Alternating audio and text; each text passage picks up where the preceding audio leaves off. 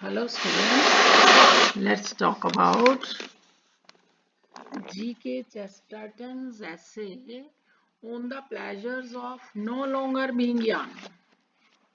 So, this essay actually analyzes the advantages of old age. And you will see with the help of humor, paradox, frequent allusions, the writer has presented his subject matter in a very interesting way. So, getting old is a universal experience, and this experience can tell us the relevance of traditions in the ever changing modern world. The essay was written after the Great Economic Depression in 1930s, when the new industrial economies have completely collapsed and modern man had learnt a lesson of being too proud of his knowledge. So people look at the advantages of old age in a sentimental way, है ना? तो old age के advantages के बात करें तो लोग एक सेंटिमेंटल वे में लोगों को होता है, लोग जनरली यूं सोचते हैं कि हाँ सफेद बाल होंगे, फादर क्रिसमस जैसी बियर्ड होएगी, and then in old age a person will have unfathomable wisdom like Nestor, है ना? तो ऐसा ही सोचते हैं. Old man, all old men are supposed to be happy and kind like Santa Claus and wise like the classical figure of Nestor. सभी के दिमाग में एक ये इंप्रेशन होता है कि भाई ओल्ड एज में व्यक्ति जो है वो बहुत ज्यादा वाइज होता है, he is a store house of wisdom, है ना? And then he is always happy. So young men do not believe that old age is actually enjoyable, but old age is the time to be openly adventurous and romantic. Old people know that they do not know or are not aware of many new things, but they are happy in their fool's paradise, as they can go on bearing new things. You will see the real advantage of old age appear to be comic contradiction.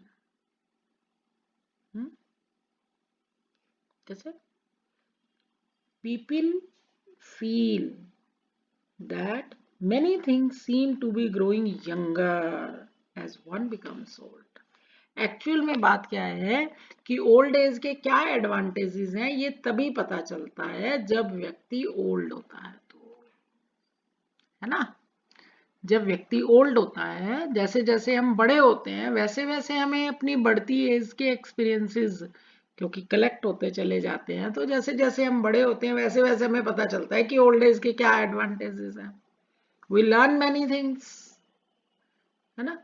Young age में जिन चीजों को हम ऐसे nonsense कह के avoid करते हैं या मीनिंगलेस कह के अवॉइड करते हैं, ओल्ड एज में हमें उन्हीं मीनिंगलेस बातों में मीनिंग नजर आता है ना? यंग एज में हम उनको आउटडेटेड स्टेल्ड कह के परे करते हैं, ये तो पुराना है, ओल्ड फैशन है, ये तो ट्रेडिशनल सा है. और बड़े होते हैं तो हमें उन सब में मीनिंग नजर आने लगता है ना?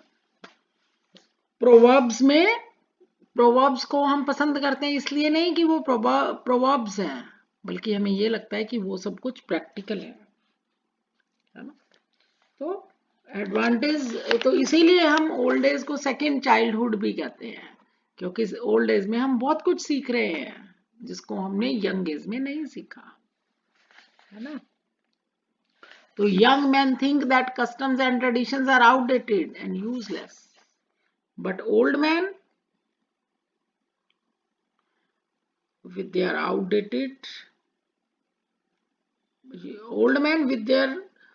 all their experience realize that traditions are not outdated. Young age में हमें वो सब आउटडेटेड लगता है, ओल्ड एज में यूं लगता है कि नहीं नहीं वो ट्रेडिशंस आउटडेटेड नहीं है, they are practically useful. So they have continued to survive through centuries. है ना, कि वो जो ट्रेडिशंस हैं वो प्रैक्टिकली यूजफुल है, इसीलिए वो इतनी सदियों से चलते चले आ रहे हैं. Traditions are true, therefore alive.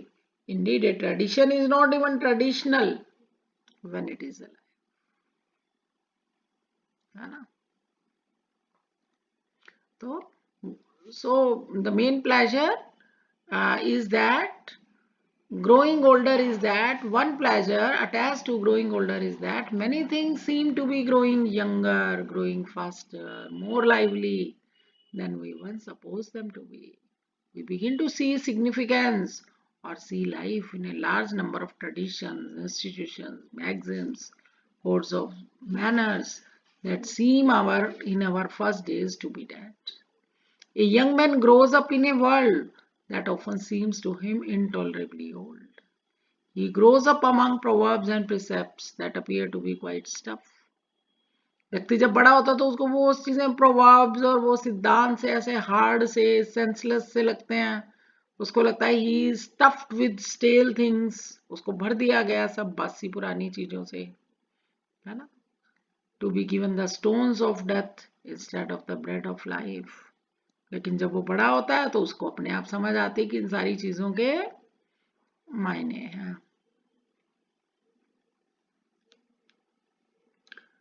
Proverbs are repeatedly used only because they are practical. So this is best understood in old age. So that's why I told you earlier also कि old age is called the second childhood. है ना? So Proverbs and the human history offer us practical wisdom, but the people fail to understand that wisdom. So we see that the theme of youth, maturity, innocence, conflict, happiness has been dealt with here in this essay. The writer may be exploring the differences between youth and maturity. A young person may not have necessarily the same beliefs as the old person, partially due to the fact that they have not yet lived their lives to the same extent as the older person. तो हमें young age में वो चीजें senseless क्यों लगती हैं? क्योंकि हमें लगता है हमने वो वाली एज अभी तक जी नहीं, उतने एक्सपीरियंसेस हमने कलेक्ट किए नहीं, है ना. So it is easier for an older person to believe in proverbs as he knows that they are true. Older person आसानी से उन प्रोवर्ब्स में बिलीव कर लेता है क्योंकि उसको पता है कि ये प्रोवर्ब्स ट्रू है. और younger person doesn't have any time to waste on those proverbs. What he or she does not believe, है ना, or understand. So there is a large gap between the youth and the old age that doesn't appear to be getting any smaller.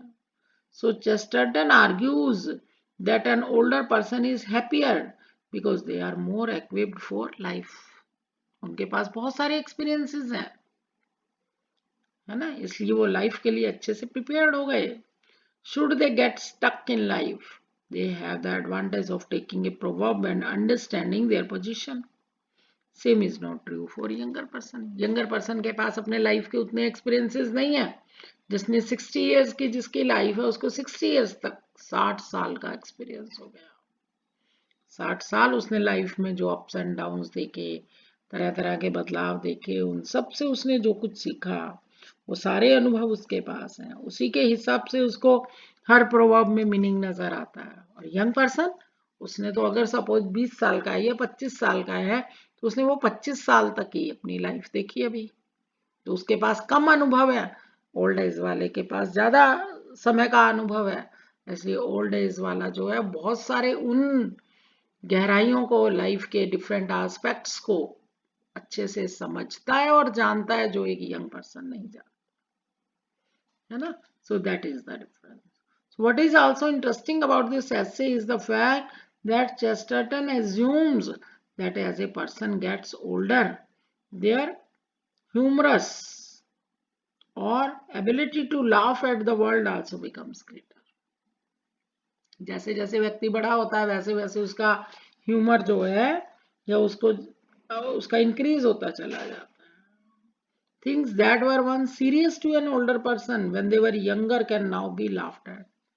है ना? अपने को भी लगता है ना, अपन भी जैसे बड़े हो रहे हैं, छोटे बच्चे एक टॉफी के रैपर के लिए आपस में एक दूसरे के बाल खींच रहे होते हैं, तो अपने को हंसी आ जाती है, क्योंकि हमें लगता है कि भाई देखो क्या कर रहे हैं बुद्धू से।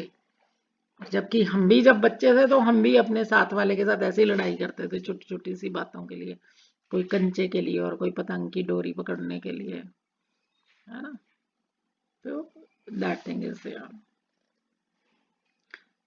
So things that were serious to an older person when they were younger can now be laughed at. So it's as though with age a person reaches a milestone and reflects on life in a different manner. तो इसका कारण यही है कि जब व्यक्ति एक as निकाल लेता है, एक टाइम पीरियड निकाल लेता है, तो उसको किसी भी एस्पेक्ट को डिफरेंट एंगल्स से देखना आ जाता है, समझना आ जाता है. It is also interesting to note here in the essay, Chesterton does not associate wisdom with old age. है ना? एक और बात जो इस essay में इंटरेस्टिंग है वो ये है कि भी चेस्टरटन ऐसा नहीं कह रहा कि ओल्ड एज में आपके पास विजडम आ गई, है ना? ऐसा नहीं है. ऐसा कोई जरूरी नहीं है कि बूढ़ा व्यक्ति है तो उसके पास समझदारी का भंडार है. There are some of an older age who may not be wise but continue to struggle through life. A wise person is one who believes in proverbs and is able to equate them to their lives. समझदार व्यक्ति वही है जो proverbs में विश्वास करता है और उनको अपनी लाइफ के साथ रिलेट करके देखता है. To take the benefit of others and use it for their own advantage. जिसको दूसरे के अनुभव को लेके अपने काम के लिए इस्तेमाल करना आता है, दूसरों के अनुभवों को अपनी लाइफ की प्रॉब्लम्स को सॉल्व करने में इस्तेमाल करना. Another paradox is that it is not the young man who realize the new world. Young person जो हैं उनको ये रियलाइज नहीं होता कि समय बदल गया है. Young people cannot understand the newness of new things because they have never experienced the old things. क्योंकि उन्होंने old चीजें देखी ही नहीं. They stepped on the platform which is already moving. और old men, they stepped on the platform. They are on the platform which is when it started moving. They know when it started moving.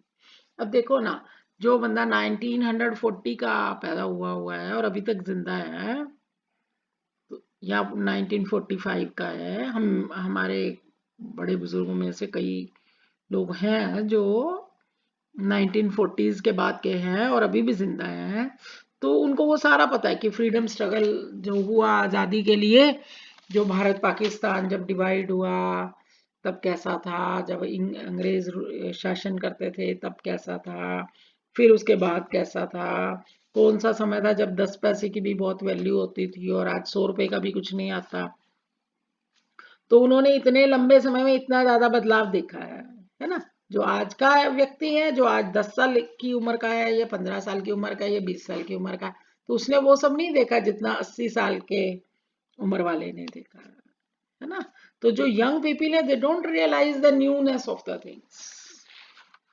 Old person जो है they realize the newness of the things. They can better understand the difference between the old and the new. So the writer gives an analogy. We can't feel the rotation of the earth. देखो वो एक example भी use कर रहा है कि हम अर्थ के रोटेशन को मूव नहीं कर सकते, को नोटिस नहीं कर सकते, because we have never experienced a situation when the earth did not rotate.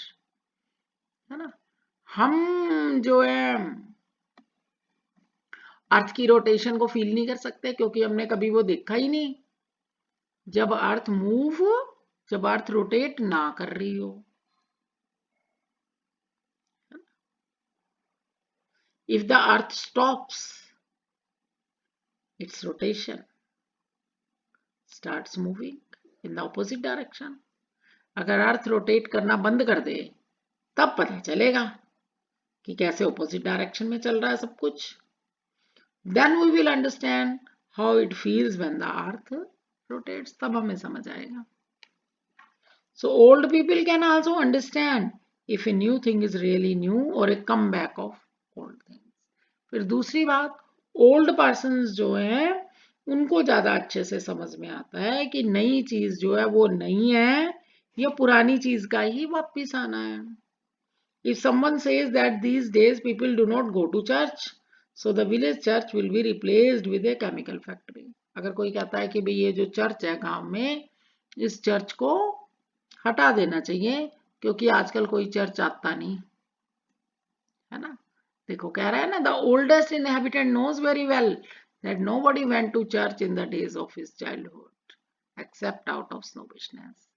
जो पुराना रहने वाला है ना उस गांव का, उसको पता है कि यंग एज में तो कोई नहीं आता चर्च, सिर्फ एकड़ी दिखाने के लिए, भले ही कोई डिंगे हाँकने के एंगल से चाहे कोई चर्च आए, बाकी यंग एज में कोई भी चर्च में नहीं आता. And it is in his old age that the church has begun once more to be thronged with believers. और ओल्ड एज में उस चर्च जो है वो भर जाएगी उसमें विश्वास करने वाले लोग. धर्म की, मानवता की, इन वैल्यूज की समझ व्यक्ति को कब आती है? जब वो ओल्ड एज में पहुंचता है, जो वो एक लाइफ स्पैन निकाल चुका होता है और जिंदगी के बहुत सारे उतार चढ़ाव देख चुका होता है, तब उसको समझ में आता है कि मानवता क्या होती है, धर्म क्या होता है, संस्कृति क्या होती है ना. So this is another thing that Chesterton is talking about here in this. फिर oldest villagers would see, हो गया. Then young people say that the modern world does not believe in the supernatural, but earlier no educated villager believed in ghosts, whereas a modern scientist like Sir Oliver Lodge conducts research in parapsychology and paranormal activity. So anyway, the essay discusses the eternal conflict between the old and the new from a realistic and practical point of view. So he presents the practical advantage of getting old. The tone of the essay is of course scholarly, है ना? And the writer has used, the writer proves his argument with classical, biblical, historical and literary allusions. Allusions क्या होता है? दूसरे writers का, उनके works में से किसी पर्टिकुलर इंसिडेंट का रेफरेंस देना अपनी बात को प्रूव करने के लिए. So he points out many funny details of common life, paradox, wordplay, bring gentle humor to the essay. So this essay can be understood as the defense of gravity and validity of the old. So I hope you must have understood the advantages of old days here in this discussed by G.K. Chesterton here in the essay. Thank you.